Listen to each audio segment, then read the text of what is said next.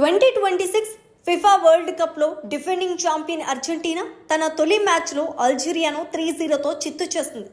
అయితే ఈ విజయంలో మొత్తం క్రెడిట్ ఒక్క వ్యక్తికే దక్కింది. అతడే లియోనెల్ మెస్సీ. మ్యాచ్ ప్రారంభం నుంచి చివరి వరకు అల్జీరియా డిఫెన్స్ను తన ఆటతో ఇబ్బంది పెట్టిన మెస్సీ 3 అద్భుతమైన గోల్స్తో హ్యాట్రిక్ నమోదు చేశాడు. మ్యాచ్ 17వ నిమిషంలో బాక్స్ బయట నుంచి మెస్సీ కొట్టిన రాకెట్ షాట్ నేరుగా నెట్లోకి దూసుకువెళ్ళింది. ఆ గోల్ని ఇప్పటి వరకు ఈ వరల్డ్ కప్లో నమోదైన అత్యుత్తమ గోల్స్లో ఒకటిగా విశ్లేషకులు అభివర్ణిస్తున్నారు.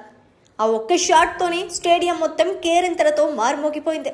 రెండో అర్ధంలో అర్జియా గోల్ కీపర్స్ చేసిన పొరపాటును అవకాశంగా మలుచుకున్న మెస్సీ రెండో గోల్ సాధించాడు. ఇక 77వ నిమిషంలో తన బార్సిలోనా రోజుల్ని గుర్తు చేసే 1-2 పాస్ కాంబినేషన్తో మూడో గోల్ కొట్టి హ్యాట్రిక్ పూర్తి చేశాడు. ఆ సమయంలో స్టేడియంలోని దాదాపు 70,000 మంది అభిమానులు నిలబడి మెస్సీకి అభినందనలు తెలిపారు. ఈ మ్యాచ్తో మెస్సీ ఒకేసారి అనేక చారిత్రక రికార్డులు నెలకొల్పాడు. ఫుట్బాల్ చరిత్రలో 6 వరల్డ్ కప్లు ఆడిన తొలి ఆటగాడిగా నిలిచాడు.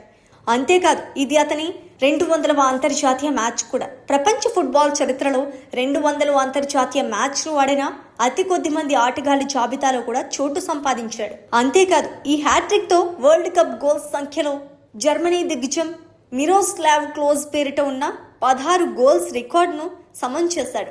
ఇక మరో గోల్ చేస్తే వరల్డ్ కప్ చరిత్రలో అత్యధిక గోల్స్ చేసిన ఆటగాడిగా ఏకైక రికార్డ్ సృష్టించనున్నాడు. 2022లో ఖతార్లో ట్రోఫీ గెలిచి ప్రపంచాన్ని ఆశ్చర్యపరిచిన అర్జెంటీనా ఇప్పుడు 2026లో కూడా టైటిల్ ఫేవరెట్గా బరిలోకి దిగింది. తొలి మ్యాచ్లోనే ఇంత ఆధిపత్యం ప్రదర్శించడంతో మిగతా జట్లకు గట్టి హెచ్చరిక పంపినట్లయింది. మెస్సీ, ఎంబాప్పే, హాలండ్ వంటి స్టార్లు ఇప్పటికే గోల్స్తో మెరిసిపోతుండటంతో ఈ world cup golden boot race కూడా ఆసక్తికరంగా మారింది.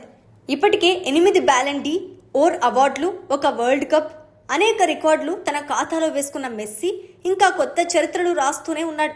38 ఏళ్ల వయసులో హ్యాట్రిక్ కొట్టి ప్రపంచానికి తన సత్తా చూపించాడు.